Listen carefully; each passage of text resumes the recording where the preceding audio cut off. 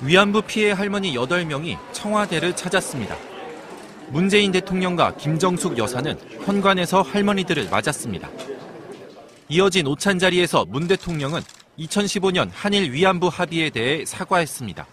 또 할머니들 뜻에 어긋나는 그런 합의를 일본하고 이렇게 하게 돼서 정말 할머니들에게 죄송스럽다는 그런 말씀을 드리고 싶습니다.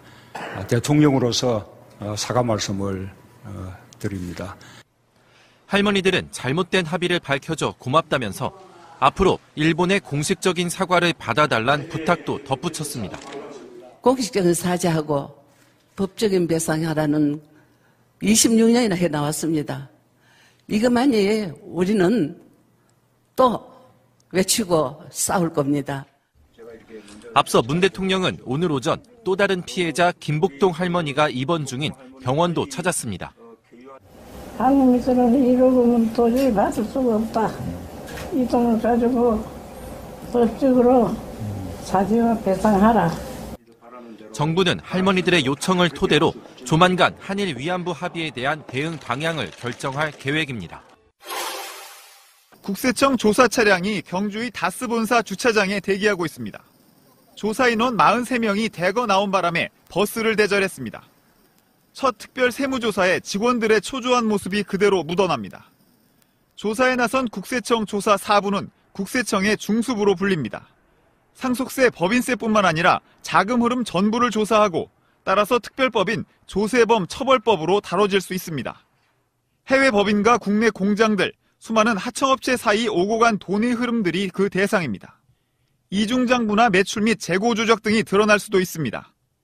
전반적인 자금 흐름을 본다는 점에서 그동안 검찰의 수사와 판이 달라질 수 있습니다. 회계 장부는 하나가 틀려지면은 그 뒤가 맞추어질 수가 없거든요. 회계 장부와 자금 흐름이 전부 다 같이 맞아져야만 그게 가능한 것이거든요. 들여다봐야 하는 장부와 계좌의 규모가 방대할 수밖에 없습니다. 핵심 조사 내용은 크게 두 가지로 예상됩니다. 먼저 상속세 물납 미스터리입니다. JTBC가 보도한 다스 내부 문건들은 여러 가지 문제를 제기했습니다. 상속세를 내야 할 유족에게 가장 불리하게 설계됐기 때문입니다. 누군지 모를 실소유주에게 유리하도록 그 해의 영업실적까지 조작하는 정황도 나왔습니다. 또 하나 비자금 조성 과정도 있습니다. 전직 다스 직원들은 해외 매출을 늘리거나 재고를 줄이는 등 방법을 썼다고 밝혔습니다. 2008년 정호용 특검은 다스 비자금 120억 원을 확인하고도 수사에 나서지 않았습니다. 다스 실소유 의혹 규명을 위해 검찰이 그동안 5차례나 나섰지만 아직은 나온 게 없습니다.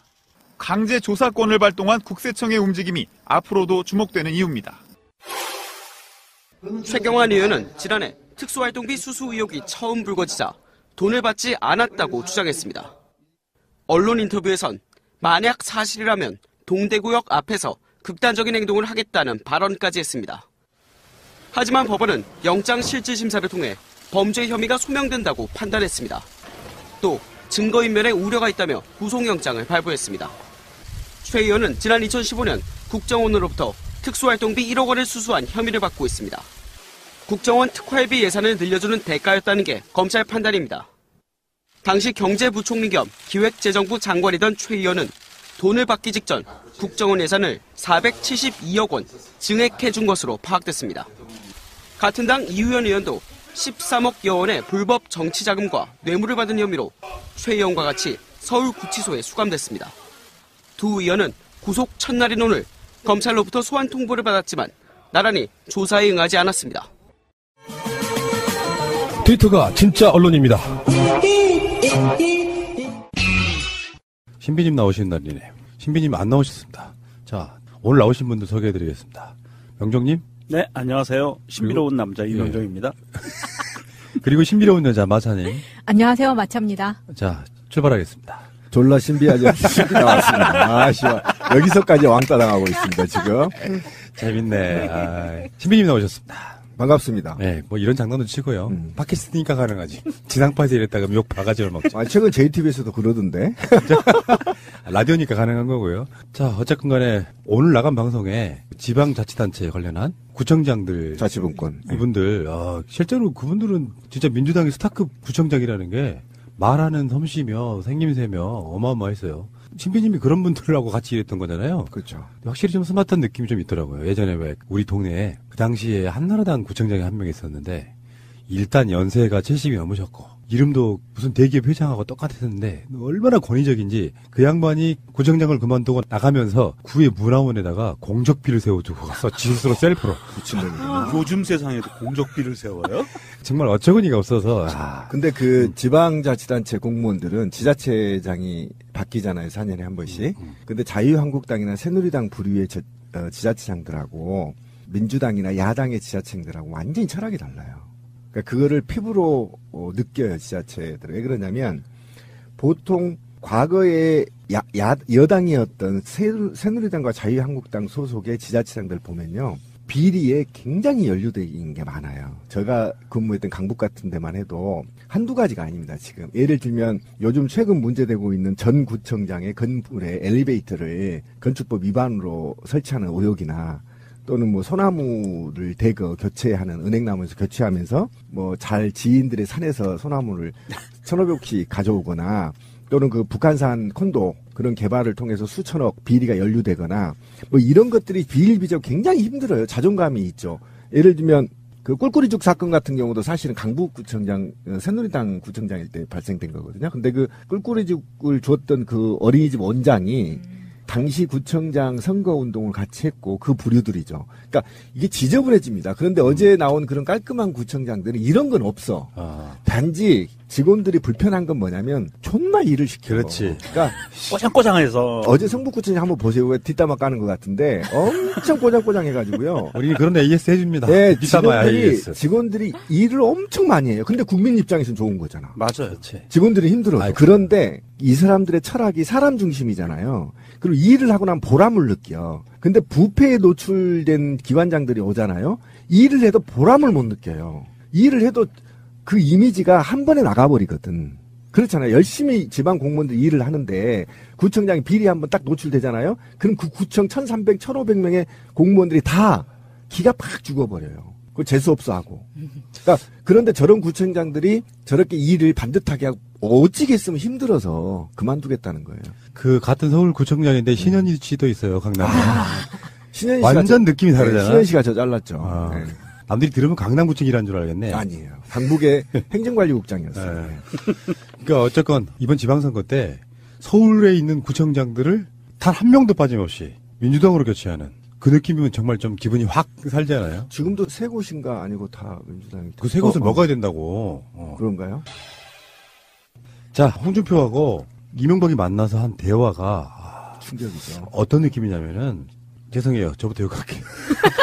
욕은 내 건데 당신은. 이 새끼들이 정말 정신 못 차리고 있구나. 그러니까 사실은요, 이명박도 자유한국당에서 나를 안 지켜주면 어떻게 하자는 불안감이 있어요. 그렇죠. 근데 홍준표도 본인 자체 세력이 별로 없는 사람이기 때문에 이명박의 백그라운드가 필요해.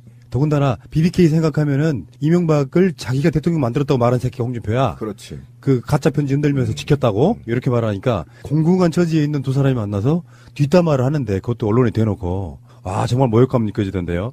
제가 홍준표를 하겠습니다. 이명박의 역할을 명정님이 해주세요. 여자분을 시킬 수는 없잖아요. 자, 일단은 제가 홍준표예요. 좌파 정권이 들어서니 SBS도 뺏겼어요. 아예 빼앗았어. 아마 그것도 적폐야.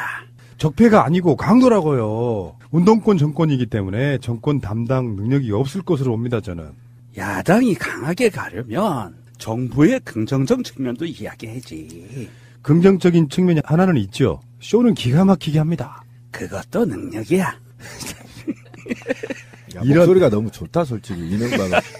찢어지는 목소리인데. 한국이라는 나라에서 사라제들 두 적폐가 만나가지고 하는 대화의 수준이라는 게 초딩만도 못해요. 그러니까 말 적폐와 돈 적폐가 만난 거죠. 네. 정말 이거 보고 빡이 돌아가지고 뭐 SBS에 관련된 문제도 조금만 더 이야기를 하자면 SBS를 뺏겼대.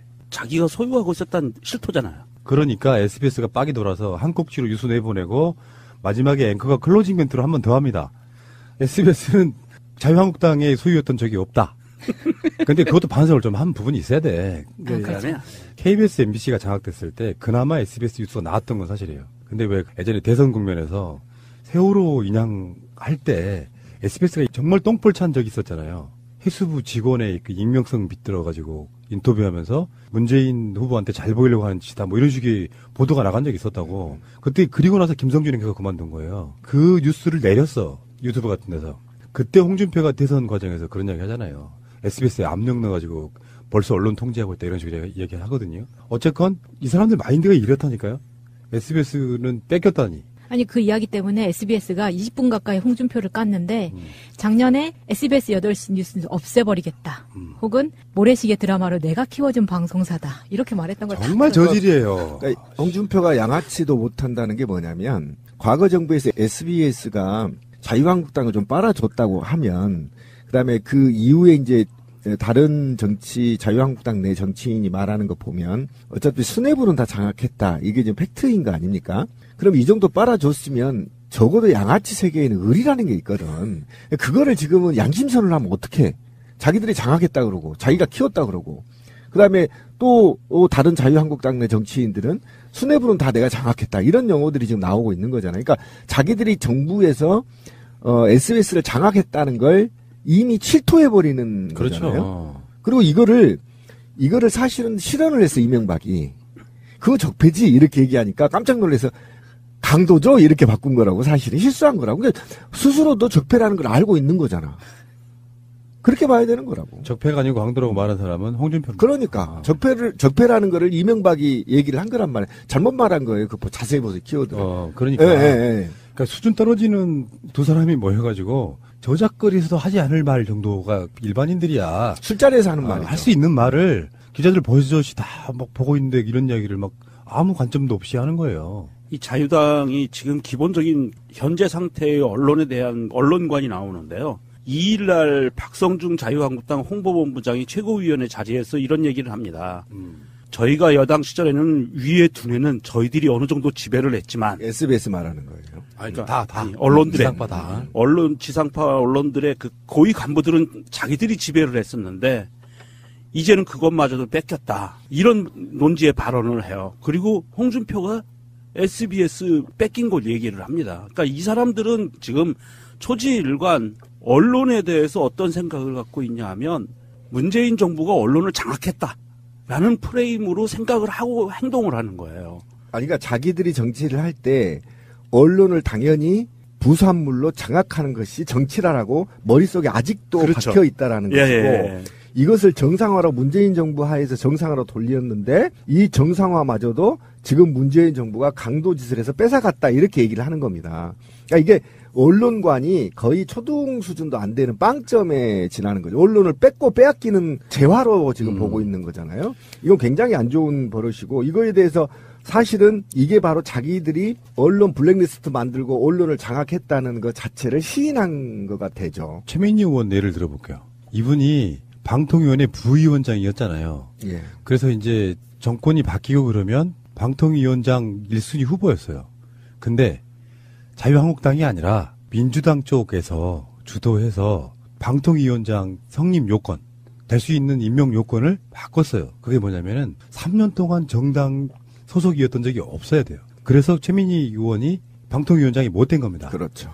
그게 무슨 말이냐면 정파성을 갖고 있으면 안 되기 때문에 스스로 언론의 균형을 위해서 정당에 소속돼 있던 사람은 3년이 지나야만 방통위원장 후보가 될 수 있는 그런 요건을 바꾼 거예요. 그게 공정성을 위한 거잖아요. 그렇죠. 그렇다 보니까 이런 식의 마인드 갖고 있는 사람들, 정권이 바뀌면 뭐 SBS나 MBC나 KBS나 다 장악해도 되는 거지 뭐 이렇게 갖고 있는 정말 구시대적인 마인드를 요구 없이 노출한 거예요. 근데 이거는요 구시대적 발상이라기보다도 이건 범죄에 가까운. 그렇죠. 정말 제가 원래 이명박이 반짝거리는 이마에를 그 짱돌로 조사버리고 싶었는데 이 사람 둘이 있잖아요. 입주대기를 좀 조사버리고 싶다는 충동을 이빨 다 빼버리고 싶다라는 거예요. 왜 그러냐면 이게 말이 아니야. 이게 국민들 염장질하고 있는 거 아닙니까? 그리고 실제로는 자기들이 비밀회담에서 무엇을 얘기했는지 국민들은 다 유추할 수 있죠. 왜 이 중요한 시기에 이명박이 홍준표를 불렀겠어요? 지금부터 검찰이 나를 본격적으로 조사하려고 한다. 측면 지원해달라라고 요구한 거 아닙니까? 이건 추측할 수 있는 거잖아요. 그렇죠. 그러면 이게 지금 기자들 다 모아놓고 이 얘기를 흘린다는 경우는 이게 전직 대통령이 이게 할 말이고 지금 120석에 가까운 자유한국당 당대표가 할 말이 아니잖아. 이거는 저작거리에 신비 같은 애들이 소주 한 잔 먹으면서 하는 말들을. 그냥 양아치라니까. 양아치도 못 된다고 제가 아까 얘기했잖아. 양아치 의리라도 있는 거, 의리로. 양아치가 의리가 없다며. 그런 논리 아니, 잘못되지 않았어요? 의리라도 있는 거예요. 잠깐만. 조폭 이야기하면 꼭 신비님이 이렇게 토를 달았죠. 그거 조폭도 아니고 양아치예요 해놓고 내가 또 양아치예요 하면 또 뭐 어떻게 하는 거예요? 아니, 내가 양아치만 또 못한다고 그랬잖아. 양아치만 또 못하다. 그 밑에 뭐가 있냐고. 왜 그러냐면 양아치면 쓰레기. 쓰레기들이지. 의리도 없어, 의리도. 알겠고요. 아니, 그동안에 9년 동안 SBS가 방송이 빨아줬으면 그거를 침묵하고 부역한 자들을 보호해주는 게 의리거든. 근데 자기들이 자기 입으로 말하잖아. 맞아. 쟤네들 우리 빨아줬어. 이거는 우리가 아니죠. 그러면 그동안에 그 부역했던 사람들이 다 들통나게 되는 거잖아요. 이거는 얼마나 불쾌하겠습니까? 여기에 지금 우리가 얽매일 시간이 없습니다. 잠시 후 드디어 최경환, 이우현 두 현직 국회의원이 뇌물 혐의로 동시에 구속됐습니다. 온 국민이 어제 축배를 들었다고 하죠? 저는 크리스마스인 줄 알았어. 네, 그렇습니다. 저작거리에 모든 새벽에 있는 사람들이 다 파이팅하고 난리가 났어요. 비둘기도 날고 참새도 날고 난리가 났어요. 건배 구호가 구속이더만. 예, 구속. 바로 구속. 네. 자, 이게 이런 관점으로 한번 보자고요. 최경환은 박근혜 정권 때 실세 중에 실세였죠. 이명박 때도 실세였습니다. 아주 실세라고 보기는 좀 어려웠고 약간 측근이었죠. 측정이. 예. 그러니까 이명박 박근혜를 관통하는 유일한 장관이에요. 그렇죠. 유일하진 않구나. 국방장관도 한번 한 적이 있었고요. 그리고 이우 의원은요. 서청원의 대리인이라고 보시면 돼요. 서청원의 최측근. 이 사람들이 한 명은 국정원 특활비 1억 수수 혐의 최경환이고요.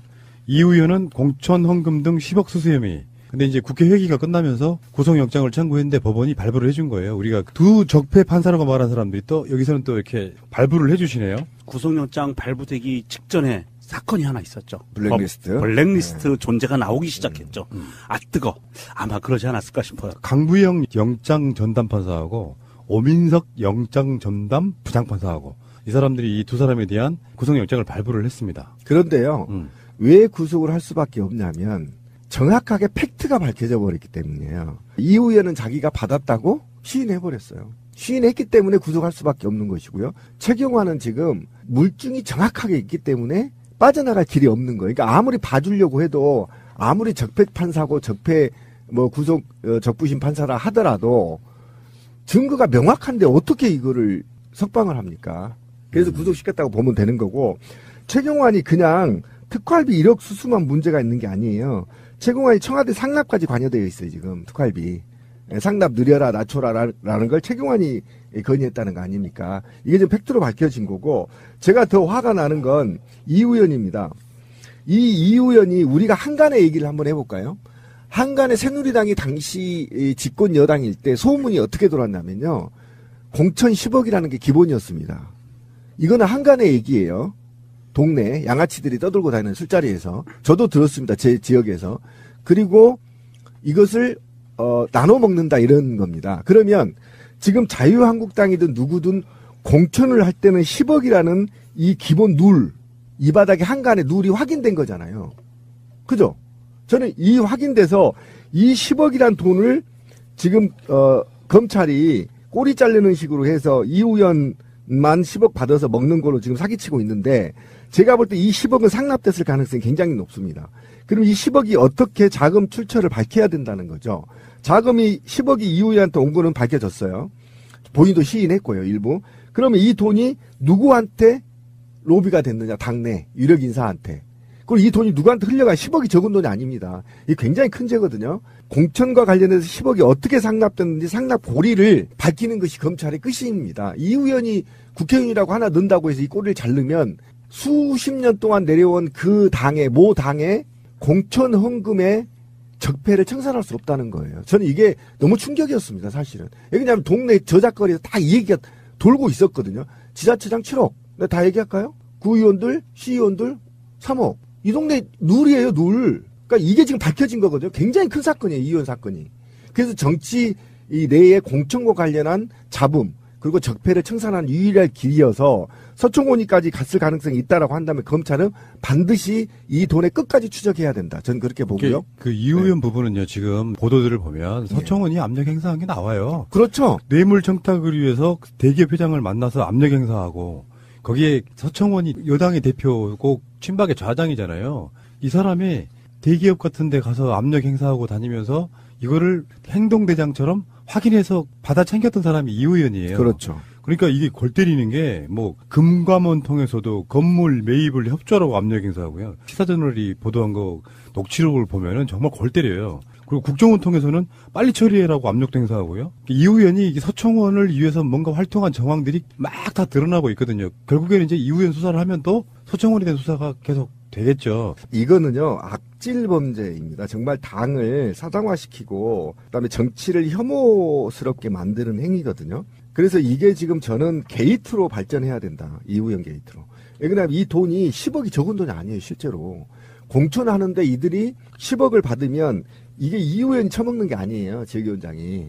다 위로 상납하고 위에 이 사람들이 돈을 받은 만큼 혜택을 주기 위해서 국가기관을 동원했잖아요. 국정원, 금감원 다. 이건 중범죄입니다. 굉장히 큰 범죄예요. 그냥 받고 공천을 주는 것과 국가기관을 동원해서 그에게 이익을 제공한 거잖아요.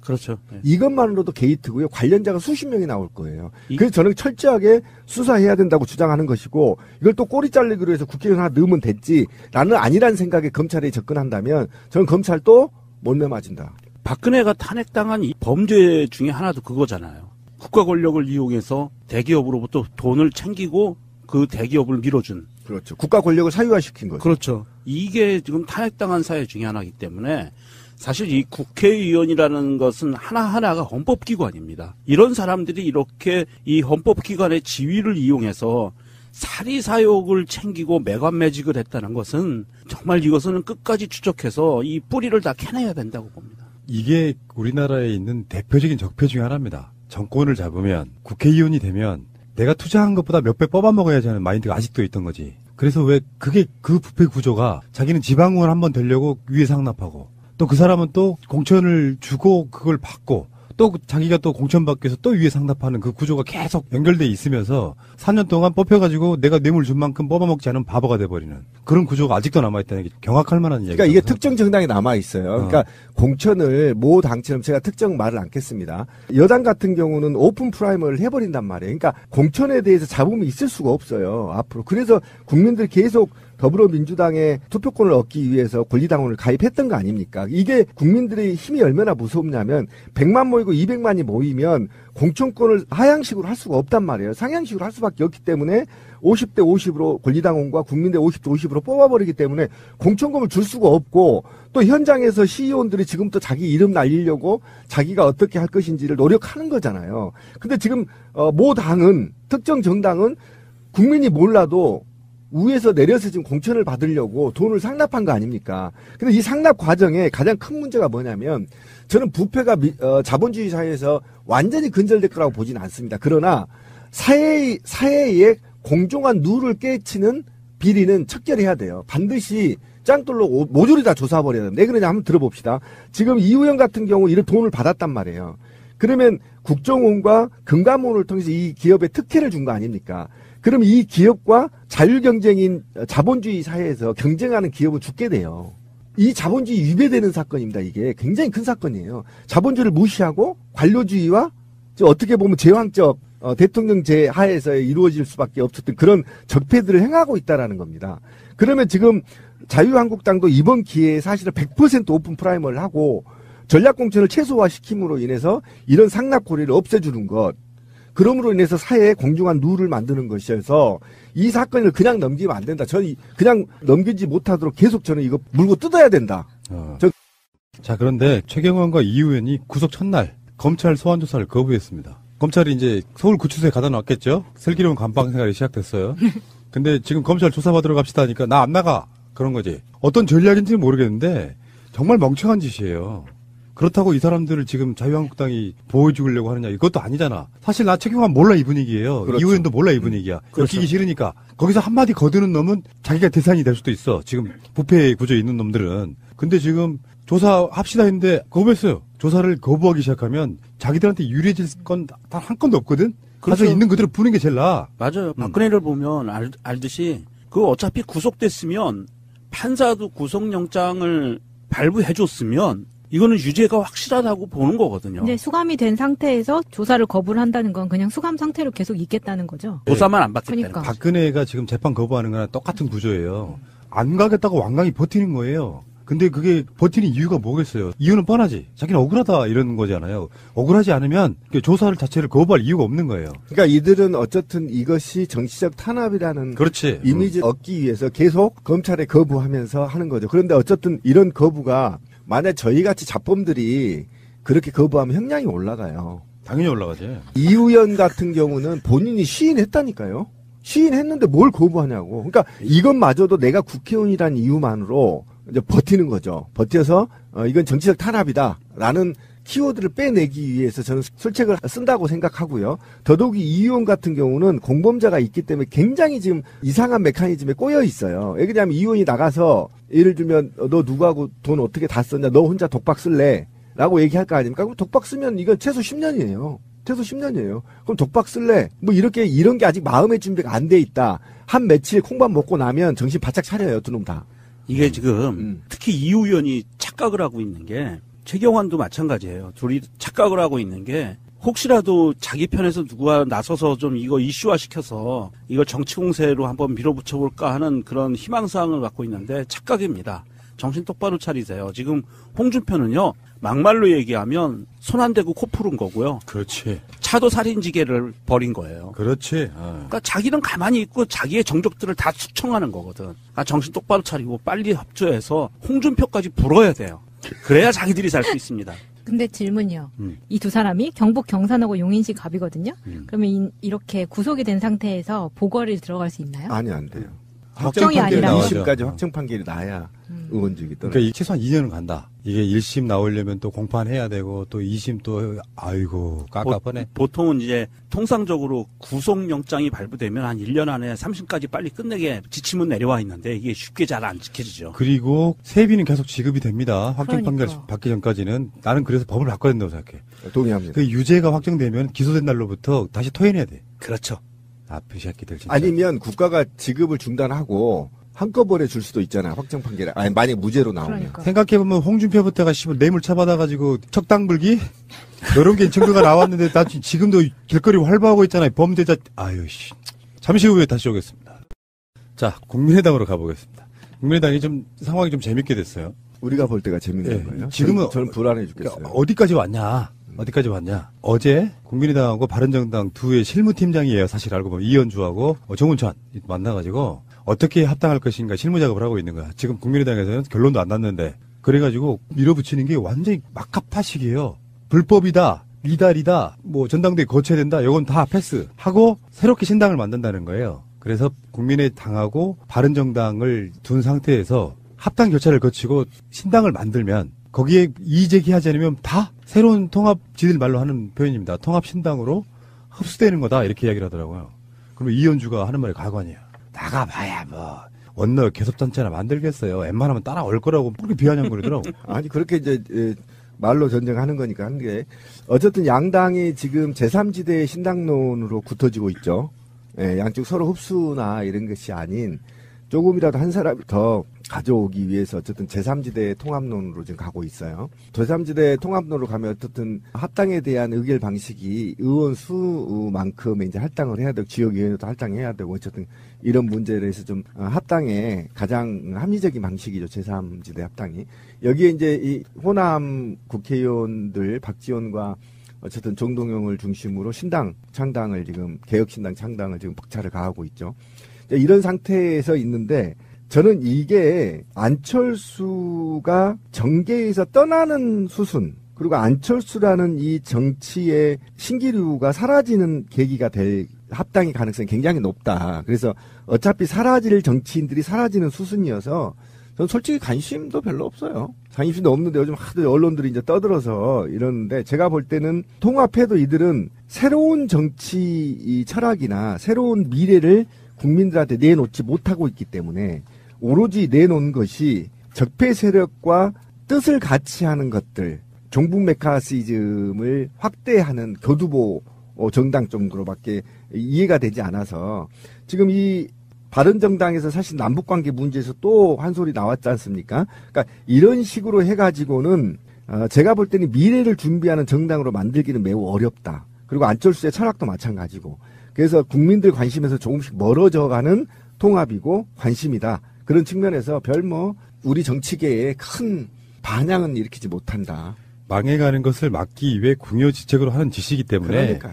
이게 어떤 큰 반향이 있을 거라고 생각하지는 않는데 이제 어떤 디테일에 들어가 보면 국민의당의 비례대표 박선숙 같은 사람들 비례대표예요. 근데 안철수하고 사이가 엄청 멀어졌대요 최근에. 안철수 스타일이지 왜 자기 측근들이라고 불리는 사람들 이상하게 언젠가 멀어지잖아요. 그래서 안철수 품목을 떠난 사람들 무지하게 많잖아요. 대표적으로 금태섭 의원 뭐 이런 사람들, 송호창 의원 옛날에 그 당시에 다 안철수 측근이었다가 결국에는 안철수로부터 멀어지는 그런 상태에 있는데 이제 개혁신당이랍시고 이제 호남 쪽의 국회의원들이 당을 만들어 나가면 비례대표는 어떻게 할 것이냐. 그래서 이제 박지원 의원이 한 말이 그거예요. 출당을 안 시켜주면 어차피 탈당을 하면 그러니까 의원직이 날아가니까 우리 쪽의 비례대표 의원들은 김연아처럼 지금 자유한국당이 아직도 있죠. 예. 출당 안 시켜주니까 김연아처럼 국민의당 내에서 활동하겠다 이렇게까지 이야기가 나오는 이제 막장으로 계속 가고 있는 거 이런 이야기를 굳이 대놓고 한다는 것도 정말 웃기고 확실히 분당은 될 것 같은데 저는 내가 안철수라면 가능성은 저는 있다고 보는 게 정 마음에 안 들면 비례대표들 출당시켜줄게 할 것 같아요. 제 생각은 그래요.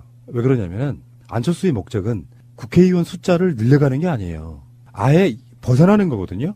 호남 정당이라는 걸 벗어나서 보수 쪽으로 가겠다는 생각이 있는 사람이고 결국 최종 종착지는 자유한국당일 겁니다. 최근에 그 단면을 볼 수 있는 것 중에 하나가 안철수가 이희호 여사 새 예방을 안 했어요. 계획도 없다고 아직 하죠. 심사숙고 중이라고 하는 거죠. 과거 전적 있잖아요. 기억나실지 모르겠는데 납니다. 이희호 여사 녹음 사건. 그 김홍걸 위원장도 그 있고 막 말을 왜곡해가지고 했던 사건도 있고 그래서 이것은 이제 정치적으로 이희호 여사를 예방하지 않는다는 것 자체가 마치 이런 거지. 안철수가 김대중 대통령, 노무현 대통령 살아 계셨다면 예방하다가 안 가고 이명박 만나러 가는 거하고 똑같은 정치적인 행보예요. 그렇죠. 지금까지 아직까지 안 갔다는 거죠. 국민의당에서 이제 더 이상 그 국민의당의 정체성에 대해서는 더 이상 자기가 거기에 뜻을 같이 두고 있지 않다. 그리고 더불어서 호남의 정서에 대해서는 자기는 이제는 신경 끌란다. 이렇게 선언한 거랑 마찬가지라고 봐야 돼요. 맞아요. 그러니까 지금 어쨌든 DJ가 돌아가시고 나서 동교동계가 이희호 여사 중심으로 뭉쳐 있거든요. 그러면 이희호 여사를 방문한다는 얘기는 동교동계와 안철수가 커뮤니케이션을 하겠다는 의미로 받아들이는 거잖아요. 우리가 정치적 의미는. 근데 아예 동교동계와 선을 긋겠다라는 의미로 받아들여야 됩니다. 정치적 의미는. 그렇다고 한다면 DJ의 정치적 철학, 호남이 추구하는 보편적 가치의 철학을 안철수가 이제 더 이상 신경 안 쓴다. 나는 그냥 내 갈 길 간다. 라고 해석해도 무리함이 없습니다. 그래서 안철수는 이미 이제 호남의 정신을 떠났다. 처갓집 떠났다. 그렇지. 네. 본인 입장에서 이제 필요가 없으니까 이제 버린 거예요. 한마디로 그렇죠. 말하면. 한 일화가 있던데 그 네. 박지원 대표 지금 와이프가 입원 중이잖아요. 그렇죠. 수술하고. 예. 그런데 안철수가 단톡방에서 단체 카톡방에서 쾌유를 빕니다. 이 한마디 외에 병문안을 안 왔다는 거예요. 다른 사람들 다 왔다 갔는데. 꼴 보기 싫은데 가겠어요. 정말 이 사람 되게 단편적이야. 초딩 같아. 아 싫어. 저번에 김홍걸 위원장이 나 괴롭혔지. 안 갈 거야. 뭐 이런 느낌. 아이고 참. 이 안철수라는 사람을 보면 참 정치 역정이 한번 되짚어보면 2012년에 혜성같이 등장해가지고 막 빛을 발하잖아요. 그리고 2014년에 새정치민주연합을 같이 만들고 2014년 3월에 만들고 2015년 12월에 깨요. 그리고 2016년 2월에 국민의당을 만들고 2018년 2월이 되면 또 깨는 거예요. 이거 한 2년 터울로 움직이는 게 굉장히 좀 보기가 그래요. 굉장히 안 좋죠. 네. 안철수가 왜 더불어민주당, 당시 민주당에서 떨어져 나갔냐면, 제가 말하는 지금 국민의당의 일부가 다선 의원들이잖아요. 그 다음 호남의 토우 세력들이라고 봐야 되죠. 기득권 세력들. 이걸 중심으로 더불어민주당 혁신위원회를 만들어서 혁신위원회에서 새로운 젊은 정치인으로 호남을 혁신하겠다라는 또는 전국을 혁신하겠다는 거죠. 그게 반동해서 나가는 거잖아요. 그렇죠. 그러니까 개혁을 하지 않겠다라는 거였습니다. 그렇잖아요. 맞아요. 근데 이들이 사실은 안철수가 손학규를 중심으로 손학규와 박지원 등 정동영 등등이 꼬셔서 데리고 나간 겁니다. 사실은. 그렇잖아요. 그러니까 그렇고 나가서 몇 달 못 버티고 지금 또 저렇게 이제 분당을 하고 만약에 지금 남아있는 호남계의 정치인들이 개혁신당이라고 또 이름을 내걸지 않습니까? 그럼 그때 개혁은 무슨 개혁이고 지금은 또 무슨 개혁이냐. 그 개혁이 이 사실상 자기들 국회의원직을 연장하는 개혁이 개혁이냐. 그러니까 자기들이 대승적인 정치는 하지 않고 이 호남에서도 이거 반기지 않을 거라고 저는 봅니다. 분명히 말씀드리지만 새로운 정치 시대에 새로운 정치 그다음에 미래의 정치에 적합한 정치인들이 뽑혀야 되는데 과거에 그렇고 그런 이합집산의 정치인들을 이제 지지하지 않는다 국민들은. 그런 측면에서 어쨌든 안철수가 우리 정치계의 최악의 정치인이 될 가능성이 굉장히 높아요. 명정씨가 얘기한 것처럼 몇 개월 가지 못하고 당을 깨고 또 몇 개월 돼서 당을 깨고 계속 다니는데 제가 볼 때 자유한국당 가서도 깰 것 같아요. 제가 MB의 아바타입니까? 아니면 아니라고 본인이 해명하십시오. BBK라는 수자 자문회사를 설립을 하고 여러분 이거 다 거짓말하는 걸 아시죠?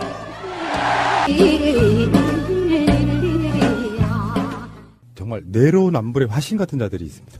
우리은행 달력에 어린이들의 통일을 염원하는 인공기가 그려진 사건. 이걸로요. 우리은행 앞에서까지 시위를 했는데 그건 그냥 우리은행이잖아요. 그냥 은행이잖아요. 예. 알고 봤더니 박근혜 정권 때 통일부가 개최하는 이런 공모전 이런 거는 인공기가 그려진 그림들이 무지무지하게 많았더만요. 더 큰 걸로. 상도 주고. 네, 더 큰 걸로 그렸죠. 미친 새끼들이 이게 열받는 게 대상이 초등학생들이에요. 초등학생들은 통일을 생각하면 상징적으로 태극기와 인공기를 그릴 수밖에 없어. 근데 자기들이 통일부, 아까 말한 은행도 아니고 통일부에서 인공기 그려진 건 괜찮고 이건 뭐 이런 자식들이 다 있습니까? 새해 초반부터 어린이들은 그 뉴스를 안 봅니까? 그 아이들, 초등학생들의 부모도 봤을 거예요.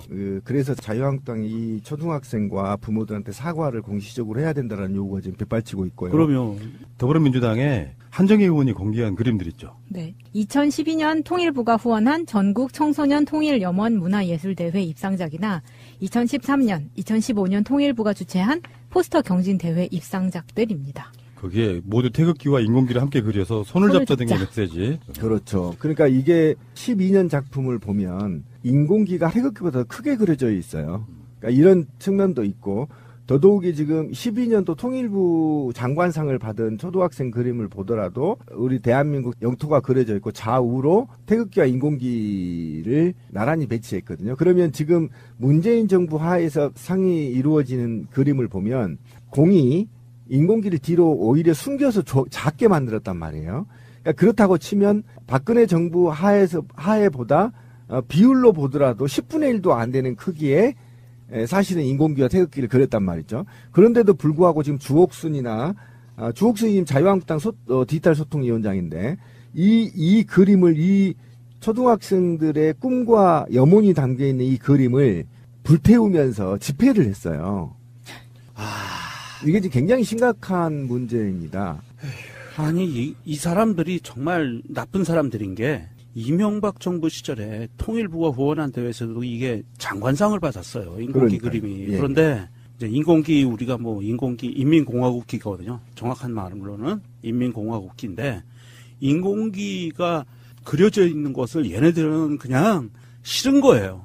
이게 정치적인 노림수나 정치적인 꼼수도 있지만 이 사람들이 교육받을 때는 북한은 손톱 빼죽하고 머리에 뿔나고 송곳니 삐죽 나와 있는 사람들이 북한 사람들이었던 거거든요. 그 생각으로 그냥 살고 있는 사람들이기 때문에 이게 평화, 통일 이게 싫어요. 무조건 싫은 사람들이라 무엇이든 꼬투리를 잡고자 하는데 문제는 심각한 게 이게 개인이 이런 생각을 얘기하고 시위를 하고 하는 거는 개인의 사상과 집회의 자유를 보장하는 거니까 욕 한마디 하고 끝낼 수 있는데 이것은 대한민국 제1의 야당이라는 자유당 애들이 나와서 자유당의 공식 직함을 걸고 이런 거를 했단 말입니다. 아예 행사를 했는데 이건 정말 굉장히 심각한 문제예요. 한 나라의 정당이 공당이요. 공당이 나와서 공단의 주옥순이 나왔더라고요. 근데 공당이 나와서 이게 은행 앞에서 이런 시위를 한다는 게 얼마나 나쁜 거냐 하면 대회에 참가한 사람들의 인격권도 모독한 거고요.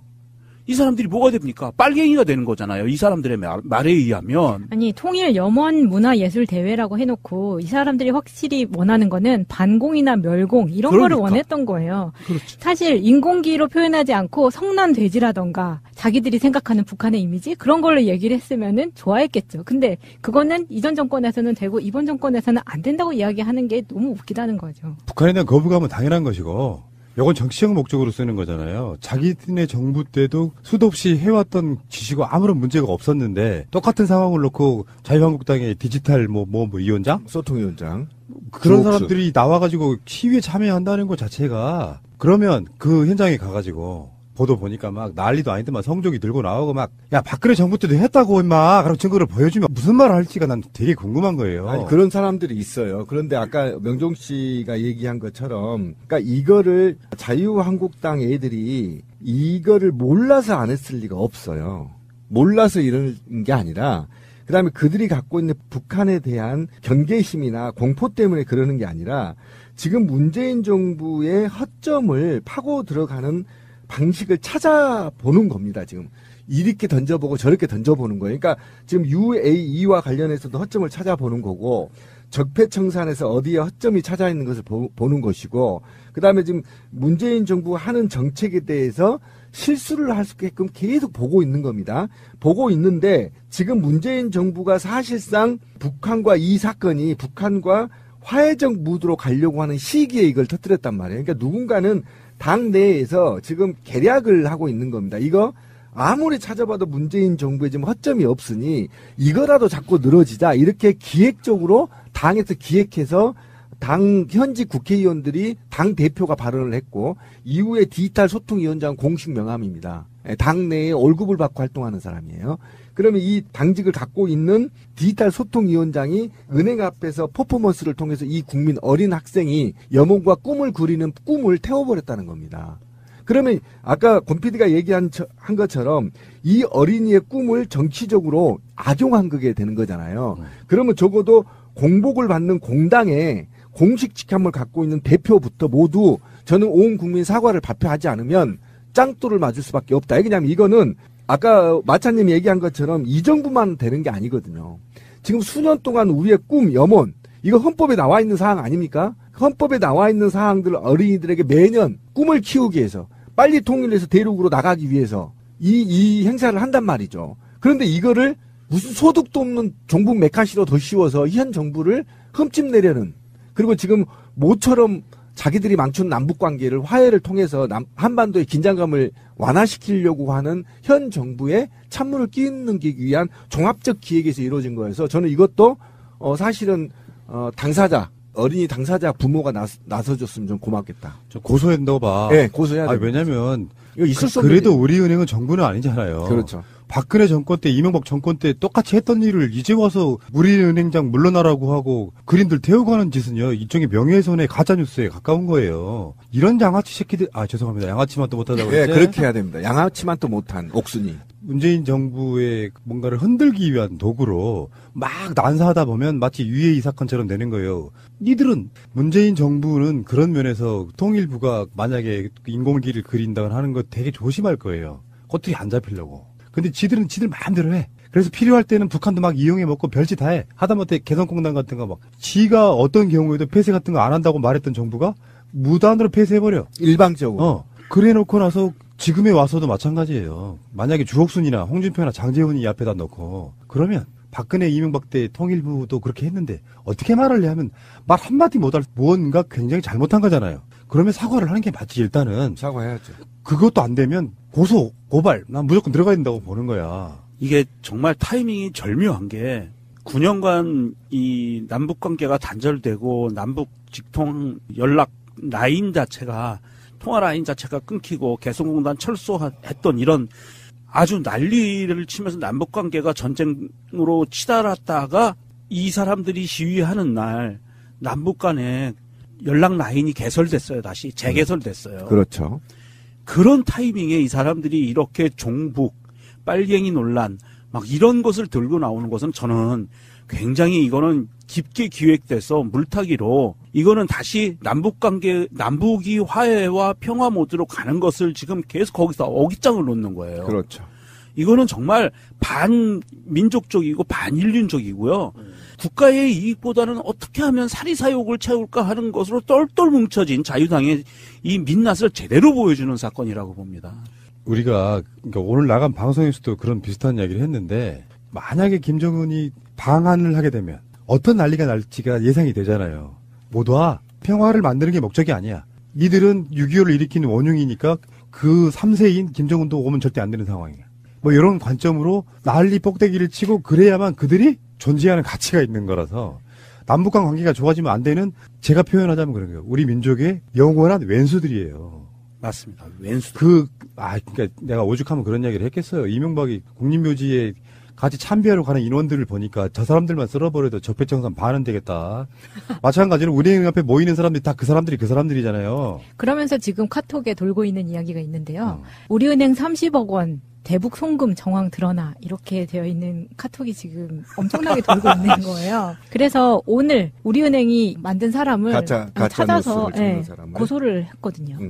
어쨌든 제가 볼 때는 아까 권 PD가 말을 잘 했는데 한반도의 평화와 인류의 번영에 전혀 도움이 안 되는 이자들을 솎아내는 것이 우리 민족적인 성과 또는 이런 것이기에 앞서 범인륜적인 범죄들을 제거해 나간다는 것이 굉장히 좋습니다. 왜냐하면 이들이 결국은 저는 미국 CIA하고요, 미국 국방 관계자들하고는 관련돼 있다고 봅니다. 이런 것들과 같이 연계되어 있어서 이들을 제거하는 것이 결국은 한반도의 곧 평화와 우리 민족의 미래가 보장된다. 그래서 저는 다음 지자체 선거에서는 반드시 이들을 솎아내서 다시는 정치를 할 수 없도록 만들어야 된다. 저는 강력하게 얘기를 하고요.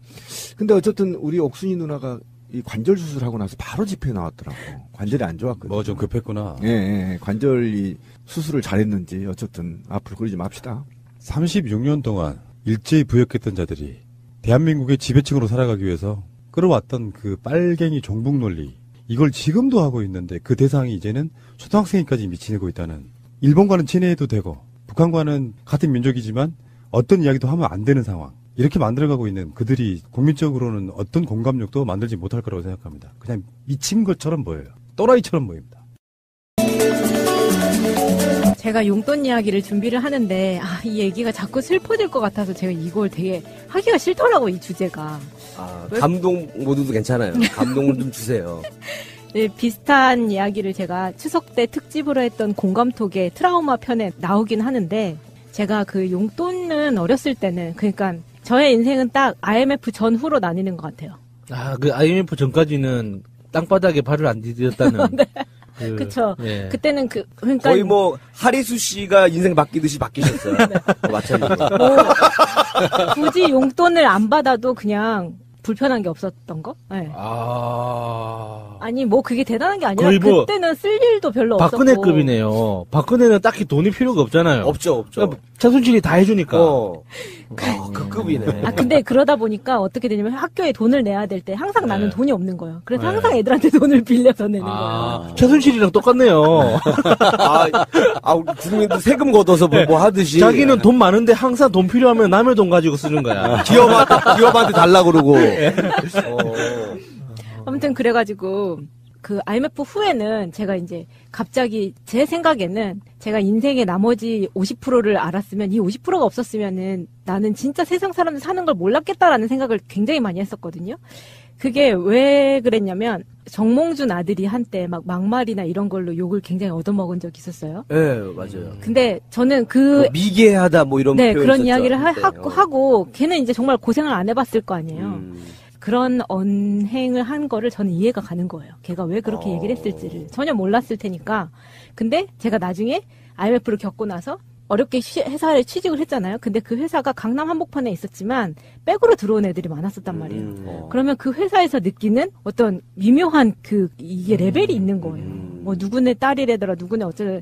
제가 저번에도 이야기했잖아요. 걔네들한테 은근히 회사에서 상을 주고 책상 잘 치웠다고 상을 주고 뭐 이런 식으로 하니까. 자, 연말 시상식입니다.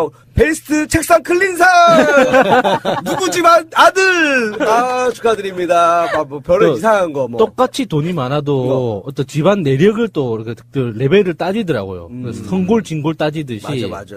예, 집안 대대로 부자였는지 그 아버지가 운이 좋아서 갑자기 돈이 많아진 건지 이런 걸 따지더라고요. 맞아. 그래서 이상한 상 베스트 칼퇴근상 누구 집안 딸. 우리가 정말 남들이 보기에 이렇게 칼퇴근하는 모습 보여줘야 되는데 이걸 이분이 보여줬어요. 하면서 막 주면서 정말 마차님은 계속 손을 부글부글 갈았을 거 아니에요. 그렇죠. 근데 제가 그때 당시에 회사를, 그러니까 학교 다닐 때도 알바를 엄청 많이 했지만, 근데 보통 과외를 많이 했었는데, 이 과외를 해서, 과외로 모은 돈으로 제가 주로 했던 게 뭐냐면은, 우리 집이 망하기 전에 엄마의 생활 수준을 그대로 받쳐주고 싶다는 생각을 굉장히 많이 한 거예요. 그래서 아르바이트를 하는 족족 저는 엄마를 어떻게 하면 엄마 뭘 사줄까 이런 생각을 정말 많이 한 거예요. 근데 제 동생이 대학생 때요? 대학생 때. 나 도저히 이해할 수가 없네. 대학생 때 왜 그런 생각을 하죠? 저도 지금 생각하면 그래요. 근데 제 동생이 저랑 14살 차이가 나니까 당시에 우리 엄마가 이제 초등학생 동생을 데리고 그냥 아빠는 한동안 연락이 안 됐었으니까 그게 전 너무 속상했었던 거예요. 그래가지고 이제 나중에는 회사에 취직을 했어도 회사 끝나고 과외를 갔어요. 그러면 6시에 칼퇴근을 하더라도 7시까지 과외하는 집에 가서 7시부터 9시까지 2시간 알바를 하는 거예요. 그래서 과외를 하고 나면 정말 기진맥진하게 되는 거예요. 그리고 집에 와서 자고 출근하고 이제 이런 생활이 반복이 됐었었는데 지금 생각하면 제가 되게 웃긴 게 정말 힘들었다고 생각이 들거든요. 그런데 그때는 인터넷 쇼핑몰이 초창기에 막 발전할 때가 아니라서 제가 원래 소비 패턴이 백화점 가서 옷을 사는 거면 너무 힘들어도 옷은 백화점 가서 사야 된다는 생각밖에 못 하는 거예요. 그러니까 내가 힘들었을 때 옷은 백화점 가서 사야 되는데 나는 어디서 돈을 그러면 세이브하지? 이 생각을 하잖아요. 그러니까 이게 구조 자체 생각하는 게 완전 달라요. 우리 동네는 백화점은 그냥 그 앞으로 그 나올 물건들을 미리 구경하는 곳. 트렌드가 이렇게 된다. 전시장처럼 우리는 느꼈고 동네 사람들은 전시장이야. 사는 데가 아니고. 그래서 그 대학생 돼서 친구들이 백화점이 세일이다라고 가서 사는 거를 저는 그때서야 알았어요. 왜 세일 기간이면 더 싸? 근데 왜 똑같은 물건을 왜 세일 기간이라고 더 싸게 팔아? 그건 말이 안 되는 거 아니야? 나는 이렇게 생각을 했었단 말이에요. 그런데 그거를 사기 위해서 아르바이트를 되게 열심히 하는 내가 되게 힘들고 스스로 너무 불쌍하다고 생각을 했던 거죠. 그러다 보니까 스스로 트라우마를 만들었던 거예요. 그러니까 내가 저걸 갖고 싶은 걸 사기 위해서 커피를 안 마시고 밥을 안 먹고 이런 식으로 아끼다 보니까 내가 되게 불쌍한 애가 되는 거야. 근데 밖으로 봤을 땐 사람들이 쟤는 그냥 멀쩡한 애인 거죠. 그게 우리 엄마나 친척들이 봤을 때도 그랬던 거예요. 그러니까 내가 속으로는 아둥바둥 살았던 거를 사람들은 잘 모르는 거예요. 그걸 제가 최근에 알았던 게 제가 저번에 말씀드릴 때 엄마를 뭐 프랑스랑 가족들 데리고 이제 프랑스랑 뭐 홍콩 갔다고 했었잖아요. 근데 그게 제가 돈이 많아서 간 게 절대 아니에요. 그러니까 그때도 언젠가 한 번은 해야 됐기 때문에 제가 무리를 했다고 얘기를 했었는데 예를 들면 직구 같은 걸 할 때 제가 당시에 이제 처음에 미국 회사를 다녔는데 그때 이제 인터넷으로 어디 공식 홈페이지, 그러니까 우리나라에서 비싼 브랜드에 대한 공식 홈페이지를 들어가면 우리나라에서 파는 것보다 막 3분의 1 가격 막 이렇게 싸게 파는 거예요. 그러면은 영어를 할 줄 아는 애들은 거기 가서 이제 막 주문을 하기 시작하는 거예요.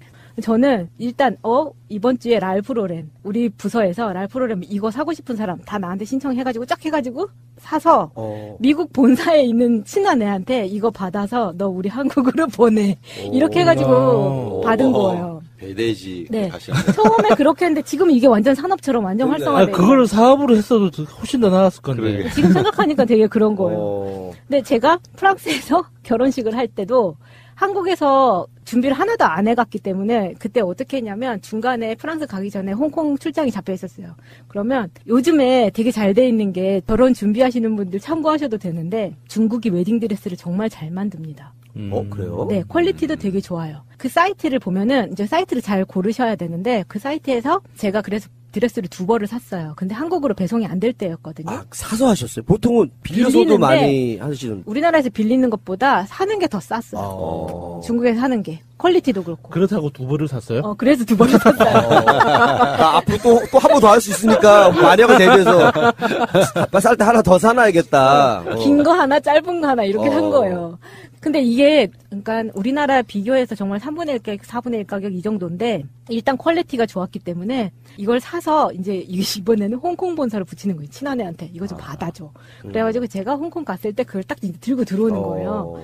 그렇게 하다 보니까 정말 제가 준비를 잘 하게 된 거예요. 그러니까 내가 이전에 돈이 많았을 때는 생각하지 못했던 소비 패턴으로 바뀌는 거죠. 어떻게 하면 내가 현명한 소비를 할 수 있는가에 대해서 계속 고민을 하다 보니까 지금 말했던 그거를 내가 사업 아이템으로 사봤으면은 굉장히 잘 됐을 텐데. 완전 사업 아이템인데. 제가 사업 하나 드릴게요. 하수도에다가 잠자리채 뒤에다 껌 붙여가지고 돈 100원, 200원씩 하는 아이템이 있어요. 근데 지금 중국 웨딩드레스도 할만할걸요?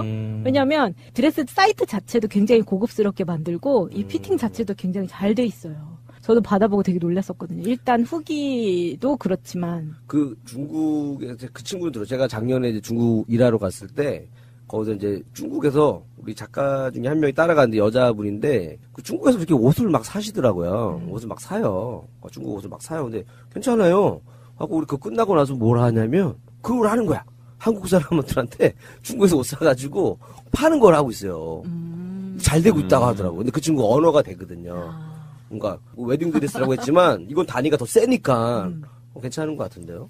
이제 그렇게 제 나름대로는 직구를 해서 되게 난 직구 1세대라고 이야기를 하고 할 수 있을 정도로 그렇게 했었거든요. 애들한테도 다 막 지금은 직구 때문에 수입사랑 대행사 이렇게 가격이 많이 좁혀졌는데 그때만 해도 진짜 막 3배씩 차이가 났었거든요. 근데 그렇게 용돈 아끼고 막 이러던 차에 중간에 제가 직장인이었는데도 불구하고 되게 몇몇 선배들한테 용돈을 받은 적이 있었어요. 선배한테요? 네. 왜 용돈을 받았었냐면 그중에 생각나는 게 이런 거예요. 성가대 선배였는데 성가대 오빠였는데 450만 원. 그 450만 원 네. 그 같은 성당인데 네. 450만 원 생각 아무튼 그런데 그때 그 오빠가 이제 국정원을 들어갔거든요. 그 국정원을 되게 어렵게 들어가면서 용돈을 주던 오빠가요? 그러니까 그 오빠가 국정원을 들어가고 나서 저랑 제 친구한테 니네 둘이 너무 불쌍해가지고 내가 국정원에 들어가면은 연락을 못 할 것 같으니까 내가 니네한테 10만 원씩 주고 갈게. 그러면서 10만 원을 뚝 주고 간 거예요. 근데 그게 그 오빠랑 나랑 무슨 감정 있고 이런 게 전혀 없었어요. 근데 오빠는 우리 둘이 봤을 때 애들이 너무 불쌍하게 사니까 이제 얹어주고 간 거였어요. 그렇게 받았던 10만 원에 그 다음에 성당 언니한테 그 언니가 미사 끝나고 집에 가면서 마차야 너 이거 가다가 뭐라도 사 먹고 써 하면서 언니가 나한테 되게 꾸깃꾸깃하게 줬던 16,000원이 있었어요. 근데 그때는 그 16,000원이 제가 회사를 다니고 과외를 하고 막 그럼에도 불구하고 되게 컸던 거예요. 크다고 생각을 했던 거예요. 왜냐면 이 언니가 나한테 16,000원 줄 만한 풍족한 사람이 아닌데 나는 다른 사람한테 그렇게 줄 수 있었나 생각을 하면 나는 완전히 뭐가 생기면 꽉 쥐고 있으려고 아둥바둥을 했었지 누구한테 그렇게 주려는 마음이 없었던 거예요. 그러니까 원래 보통은 주면은 보통 2만 원, 3만 원, 16,000원을 줬다라는 거는 분명히 진짜 아끼는 돈인데 준 거예요. 진짜 이거. 있는 거 다 써야 되는 돈인데 준 네. 거야. 그런 게 또 기억이 나고 한 번은 저희 이모가 80년대 초에 이혼을 했어요. 근데 지금 이혼한 거랑 그때랑 한 30년 차이 나잖아요. 진짜 차이 많이 나잖아요. 그때는 뭐 이혼하면 막 난리 나는 줄 알잖아요. 그때 우리 이모가 이대 영문과를 나왔었는데 그리고 고등학교를 안 가고 중학교에서 바로 대학교를 갔단 말이에요. 그게 돼요? 그래서 되게 막 신문에 나고 막 그런 적이 있었어요. 원래 안 되는데 시험을 쳐서 이제 어떻게 하는데 우리 외할머니가 또 엄청 막 하셔가지고 교육부 장관 찾아가고 막 하는 게 신문에 나와서 시험 칠 수 있는 기회가 생겨서 아무튼 그렇게 갔다는 이야기 들었어요. 집안이 좋아. 아니 이 집안이 드세. 그래서 근데 이 얘기 이모가 안 들을 거니까. 근데 그때만 해도 뭐 예를 들어서 외국에서 이혼을 하면 그래도 아이들은 왕래를 하게 해주잖아요. 근데 그런 걸 전혀 안 하고 완전 끊어버린 거예요. 그러니까 애들한테는 되게 상처였는데 이모부하고 우리 엄마하고는 간간히 연락을 했던 거예요. 그러니까 사람이 좋고 막 그런데 왜 니네 둘이 헤어졌는지는 니네 상관이지만 우리는 한때 가족이었으니까 우리 엄마 아빠랑 이모부랑은 연락을 했었던 거예요.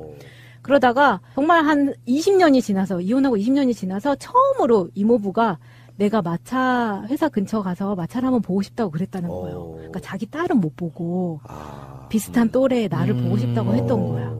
그런데 이모부가 그때만 해도 잘 나가는 자동차 회사를 다닌다고 들었었는데 지금은 택시를 하고 계시고 팔이 한쪽도 되게 불편한 거예요. 이모부가 와가지고 나한테 수표 10만 원을 주고 가는 거예요. 근데 나는 이 돈을 쓸 수가 없는 거예요. 근데 내가 이모부를 만났다는 걸 이모가 알면 난리가 날 거란 말이에요. 그러니까 아무한테도 말을 못 하는 거예요. 그래서 그 돈을 쓰지를 못하고 엄마를 줬어요. 엄마가 신나게 쓰신 거 아니죠? 설마 여기서 반전으로 신나게 그렇게 난 다 엄마한테 준 거야. 그 얘기를 하면서 드렸어요? 어머니한테? 아, 그렇죠. 이 돈의 의미가 이런 네, 의미다. 이거 이모부한테 해서 받은 거야. 엄마 써 하고 준 거죠. 근데 제가 가장 크게 엄마한테 줬던 거는 우리 집이 망해서 엄마가 되게 힘들 때 되게 웃긴데 성지순례를 가서 엄마가 되게 마음이 편해지고 좀 기도를 할 수 있는 기간이 있었으면 좋겠다는 생각에서 엄마가 이제 2주간의 대모님 덕에 성지순례를 간 적이 있었어요.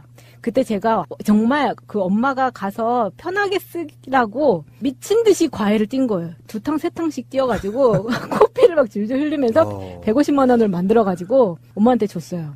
엄마 성지순례 가서 엄마 쓰고 싶은 만큼 다 쓰고 와. 그래도 엄마가 다 쓰진 않을 거 아니에요, 그거를. 그래서 왠지 반전이 있을 것 같은데요. 엄마가 다 쓰고 와. 그게 소비 패턴이 있다 그랬잖아요. 엄마가 나한테 고맙고 미안한 마음은 있으니까.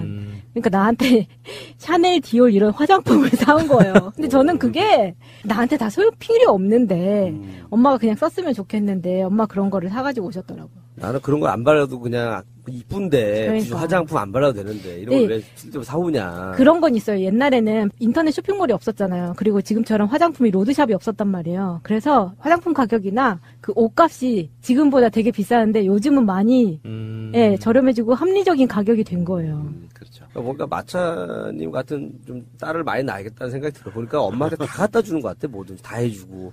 관광시켜줘, 뭐 해줘. 그게 나중에 한 번에 터져서 제가 추석 때 엄마 블락한 거잖아요. 카카오톡 차단하고 전화 안 받고. 아, 이게 폭발하지. 진짜 자기가 다 해주고, 해달라고도 안 했는데 자기가 다 해주고서 자기가 혼자 열받아가지고, 내가 그동안 너무 많이 해준 거 아니야? 하면서 연락 차단하고. 아, 이상하네. 뭐야. 뭐야. 네, 그랬던 용돈에 대한 저의 이야기였습니다. 자, 여러분들은 용돈 하면 무엇이 떠오르십니까?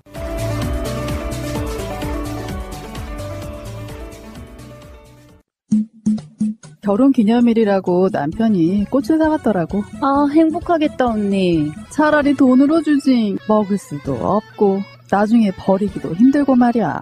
그러나 마음을 전할 때 꽃보다 좋은 것은 없습니다. 인생에 있어서 돈이 전부는 아닙니다. 꽃은 기쁨과 슬픔을 함께합니다. 새가 날아든다와 연대하는 전국 꽃배달 자미원 꽃집 010-3608-7576